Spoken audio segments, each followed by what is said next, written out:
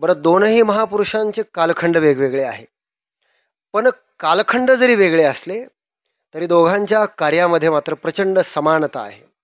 दोघांनी केलेलं धर्माचं कार्य, समाजाचं हरवलेलं स्वत्व, स्वधर्माविषयीची निष्ठा ही जागृत करण्याचं काम आणि समाजाला एकसंध करण्याचं काम या दोन महापुरुषांनी केलेलं आपल्याला समाजामध्ये दिसतं.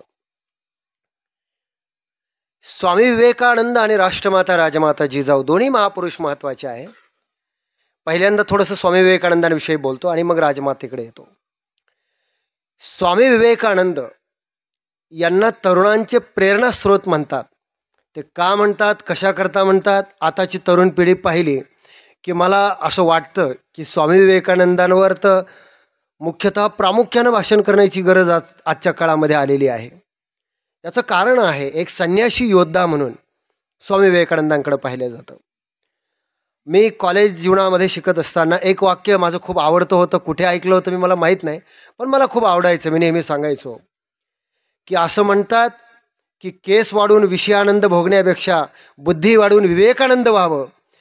ही विवेकानंद होण्याची जी भूमिका आहे, विवेकानंद होण्याची जी प्रेरणा आहे, ती जीवनामध्ये माणसाला विद्यार्थी दशेमध्ये ज्ञान संपादनाकडे घेऊन जाते, ज्ञानाचं कुतूहल निर्माण करते. अलीकडच्या काळामध्ये ज्ञान जर पूर्वेला असेल तर शिष्य सगळे पश्चिमेला चाललेत. म्हणजे ज्ञानाची आणि त्यांची भेट होण्याचा काही प्रश्नच नाही. फक्त स्वामी विवेकानंदांच्या बाबतीमध्ये खूप सारे रेफरन्सेस सांगण्यात येतात. मला 2 संदर्भ खूप छान आवडतात त्यांच्या बाबतीमध्ये, की स्वामी विवेकानंद ब्रह्मचर्य जीवन जगलेले, संन्यासी जीवन जगलेले, एवढी प्रचंड विद्वत्ता, एवढं ज्ञान त्यांच्याकडे होतं की जेव्हा ते परदेशामध्ये गेले, शिकागोच्या धर्म परिषदेमध्ये, या महाराष्ट्रामध्ये खूप मोठे वक्ते होऊन गेले. प्राचार्य शिवाजीराव भोसले, तुम्ही नाव ऐकलेलं असेल. ते फार छान वाक्य सांगायचे. ते म्हणायचे की या देशामध्ये धर्मसत्ता आणि राजसत्ता या 2 सत्ता आहेत, पण या दोनही सत्ता वेगवेगळ्या भूमिका आपल्या मांडतात आणि समाजाला एकसंध करतात. पण इथे धर्मसत्तेतली जेवढी लोकं आहेत त्यांच्यामध्ये एकमत मात्र आढळत नाही. हे दुर्दैव आहे बरं का. माझं बोलणं थोडं लक्षात घ्या, मला काय म्हणायचं आहे. धर्मसत्तेमध्ये जेवढी लोकं काम करतात त्यांच्यामध्ये एकमत होणं फार अवघड आहे. का अवघड आहे? जाऊ द्या, तुम्हाला अलीकडच्याच काळामध्ये सांगतो. तुकोबरायांनी एक फार छान प्रमाण लिहिलं. तुका म्हणे एका देहाचे अवयव, सुख दुःख जीव भोग पावे. हे का लिहिलं असेल तुकाराम महाराजांनी? तुकाराम महाराज म्हणतात, एकाच झाडाच्या अनेक फांद्या आहेत, पण एक तोडायची आणि एकीची पूजा करायची. हे चालेल का? नाही.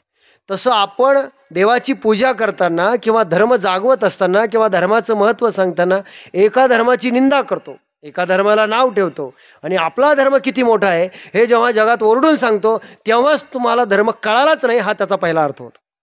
कारण कोणताही धर्म कोणत्या धर्मावर टीका करत नाही, कारण सगळ्या धर्माची मुळं एकच आहे. तत्वाने जर विचार केला तर सगळ्या धर्माच्या मुळाची एकच ईश्वर आहे, हे धर्म आपल्याला शिकवतो. म्हणून या लोकांमध्ये एकत्रीकरण आपल्याला दिसत नाही. हे एकत्र आले पाहिजे. म्हणून स्वामी विवेकानंद जेव्हा शिकागोमध्ये जातात, जे काही बोलतात, ज्ञानोबरायांच्या पसायदानावर त्यांचं स्वतंत्र एक लेक्चर शिकागोच्या धर्म परिषदेमध्ये आहे. तो माझा इथे विषय नाही, तो स्वतंत्र तुम्ही बघून घ्या. पण भारतीय आलेला एक माणूस आणि आपल्या पाश्चात्य राष्ट्राला भारतीय धर्म शिकवतो असं म्हटल्यानंतर त्या लोकांना असं वाटलं की आपण या माणसाला थोडंसं, आपण म्हणतो ना त्याला, की कधी कधी काय होतं आपल्याकडे सुद्धा दुसऱ्याचं ज्ञान स्वीकारणं किंवा दुसऱ्याचा मोठेपणा स्वीकारणं फार अवघड आहे बरं काका, फार अवघड आहे. स्वीकारणं सोडा, सहन होत नाही, इथून सुरुवात होते. बाकीची गोष्ट सांगत नाही, सहनच होत नाही, मग स्वीकारणं तर फार लांबची गोष्ट आहे.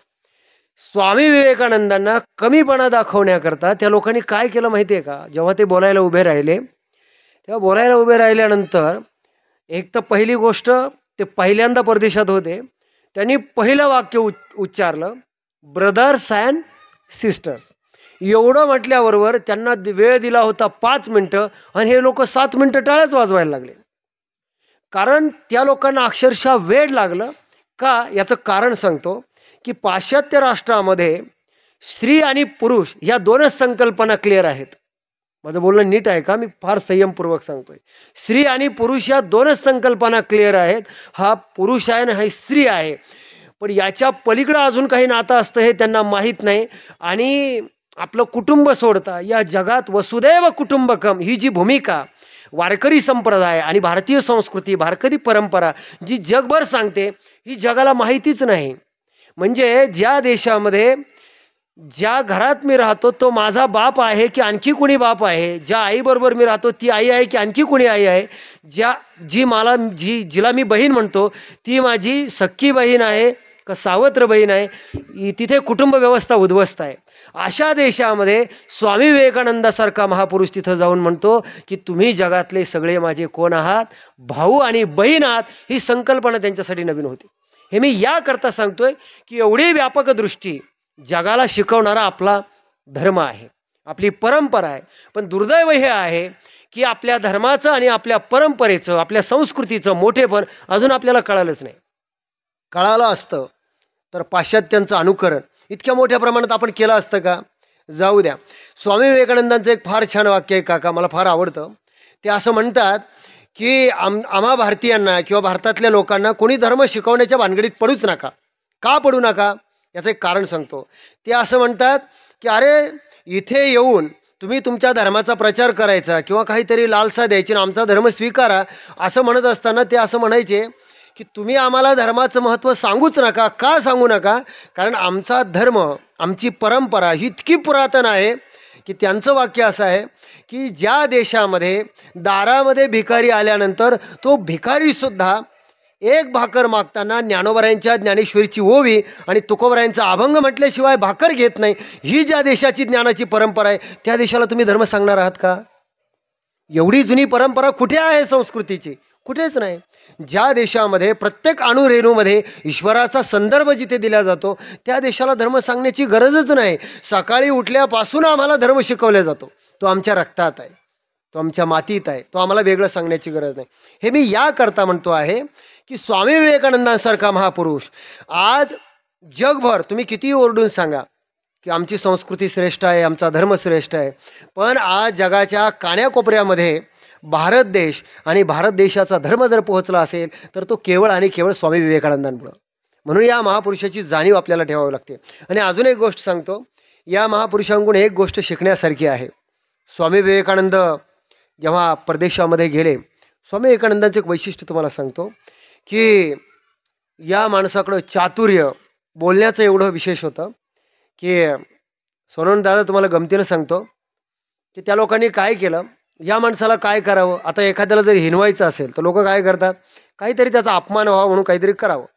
ते म्हटले काय एवढी एवढी गीता आहे तुमची, काय करायचं गीतेचं? त्यांनी घेतली, सगळे ग्रंथ ठेवलेले होते. सगळ्यात खाली जो ग्रंथ होता त्या ग्रंथाच्याही खाली गीता ठेवली.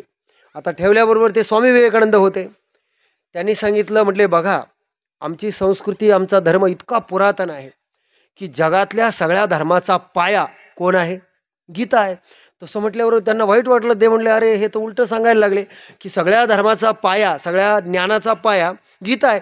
असं म्हटल्यावर ते म्हटले नाही नाही काढा तिथून. काढली, वरती ठेवली. वरती ठेवल्यावर ते म्हटले गीता फक्त पाया नाही तर ती सगळ्या धर्माचा कळससुद्धा आहे. असं म्हटल्यावर त्यांना वाटलं पुन्हा काहीतरी हुकलं. त्यांनी पुन्हा काढलं, मध्ये टाकलं. म्हणले जसा ती पाया आणि कळस आहे तसा ती सगळ्या धर्मग्रंथांचा आत्मा म्हणजे गाभासुद्धा आहे. हे चातुर्य आपल्या धर्माने आपल्याला शिकवलं. ही ज्ञानाची परंपरा आपल्या, आणि जगामध्ये ज्ञानासारखी, मला वाटतं एक छोटंसं उदाहरण सांगतो आणि जिजामातेकडे वळतो की स्वामी विवेकानंदांकडून, आता इथे बरेच लोक शिक्षकी पेशातले असतील, आमचे रामाव सर आहे, येवले सर आहे, आम्हाला अनुभव येतो की गुरुविषयी प्रेम ठेवा, गुरुवर श्रद्धा ठेवा. हे अलीकडच्या काळामध्ये सांगायची वेळ का आली? कारण गुरु जर हायवेने येत असेल तर शिष्य बायवेने म्हणजे मधल्या गल्लीनं पळून जातो. असा संबंध अलीकडच्या काळामध्ये निर्माण व्हायला लागला. त्या काळामध्ये तत्विधी प्रणिपातेन परिप्रश्नेन सेवया उपदेक्षंती दे ज्ञानम ज्ञानिनास्तत्वदर्शिना, किंवा ज्ञानोबराय जे म्हणतात तरी तनु म्हणू जिवे चरणासी लागावे आणि अगरवता करावे दास्य सकळ. ज्या देशामध्ये नम्रता स्वीकारा, हात जोडा आणि मग गुरुला विचारा की महाराज माझा प्रश्न आहे, काही विचारू का? हा सेवाभाव ज्ञानोबरायांनी शिकवला, हा सेवाभाव आमच्या परंपरेने शिकवला. पण अलीकडे काळ बदलला. एखादा माणूस गल्लीत जरी भेटला तरी लोकांना वाटतं याची गच्ची पकडावून याला विचारावं देव कुठे आहे सांग. आता हे काय गल्लीत सांगायचे विषय थोडीच आहे. एक त्याच्या मागे भूमिका संतांनी मांडली की अशा पद्धतीनं, कारण गीता सांगते ज्ञान प्राप्त करायचं असेल आधी नम्रता. पण आपल्याकडे कसं आहे, आपण घरी मुलांना शिकवतो. बघा आपण संस्कार कसे देतो, मुलांना शिकवतो, हे बघ तुला शाळेत जे शिक्षक शिकवतात ते काय फुकट शिकवत नाही, त्यांना गल्लीलट्ट पगार आहे, त्याच्यामुळं फार झाले तर 2 शिव्या दे, पण त्यांच्या पाया पडायच्या भानगडीत पडू नको. हे आपण शिकवतो. का शिकवतो? ज्या परंपरेने हे शिकवलं की नम्रतेशिवाय ज्ञान प्राप्त होत नाही, ती ही आपली परंपरा आहे. पण कळते का आपल्याला? स्वामी विवेकानंदांकडून काही नाही घेता आलं तर एवढा बोध घ्या की गुरुकडे कसं जावं. आणि पुढे चालतो माझ्या विषयाकडे, की स्वामी विवेकानंद कोलकात्याच्या विद्यापीठामध्ये शिक्षण घेत होते. आय थिंक ते ग्रॅज्युएशनला होते. आणि ग्रॅज्युएशनला असताना गंमत अशी आहे की ग्रॅज्युएशनचं शिक्षण घेत असताना त्यांना एक कविता होती इंग्रजीमध्ये. आणि दादा आपल्या अध्यात्मामध्ये ज्याला देहातीत महात्मा म्हणतात, असो ऐसा कोठे आठवची नाही देहीची विदेही भोगू दशा, म्हणजे जो देहावर राहत नाही, असं त्या कवितेचा भाव होता. आता देहातीत होणं काय हे कॉलेजच्या विद्यार्थ्याला कसं कळेल? त्याने कधी अध्यात्म वाचलेलं नाही, माहीत नाही. तेव्हा स्वामी विवेकानंदांचं पूर्वीचं नाव नरेंद्र होतं. मग त्यांच्या गुरुजींनी त्यांना असं सांगितलं की म्हटले, हे बघ तुला देहातीत या शब्दाचा अर्थ जर कळून घ्यायचा असेल, उच्च अवस्था अद्वैत तत्वज्ञान जर तुला समजून घ्यायचे असेल, तर या कोलकात्यामध्ये एक महात्मा राहतो ज्याचं नाव आहे रामकृष्ण परमहंस, त्यांच्याकडे तू जा. बघा गुरु आणि शिष्य जेव्हा भेटतात तेव्हा कसे भेटले पाहिजे. मला वाटतं आता इथे विद्यार्थी नाही कोणी, पण जर कोणी असेल तर त्यांनी हे लक्षात ठेवा की गुरुकडे आपण कसं गेलं पाहिजे. हे उदाहरण माझे आजोबा आचार्य वेदांत वाचस्पती जगन्नाथ महाराज पवार फार छान सांगायचे. ते म्हणायचे की मग स्वामी विवेकानंद म्हणजे नरेंद्र पहिल्यांदा आपल्या गुरुला भेटायला गेले. भेट नाही त्यांची यापूर्वी. रामकृष्ण परमहंसांना भेटायला गेले.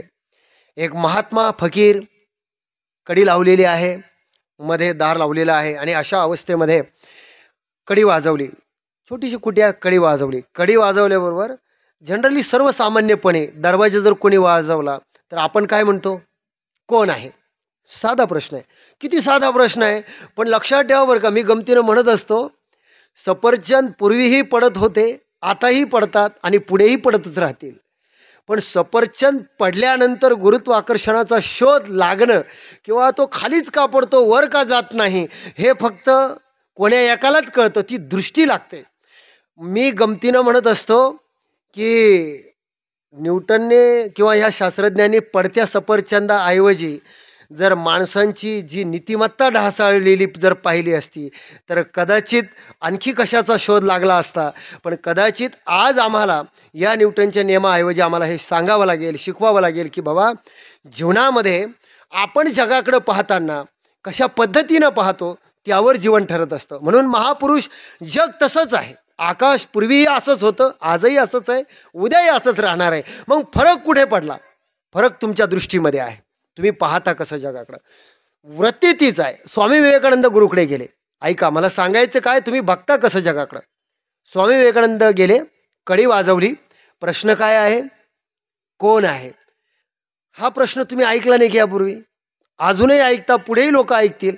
पण स्वामी विवेकानंद होते, ते नरेंद्र होते. कोण आहे म्हटल्याबरोबर उत्तर आलं, म्हटले नरेंद्र. पुन्हा कडी वाजवली, दरवाजा उघडला नाही. कोण आहे? आडनाव सांगितलं. पुन्हा कडी वाजवली, दरवाजा नाही उघडला.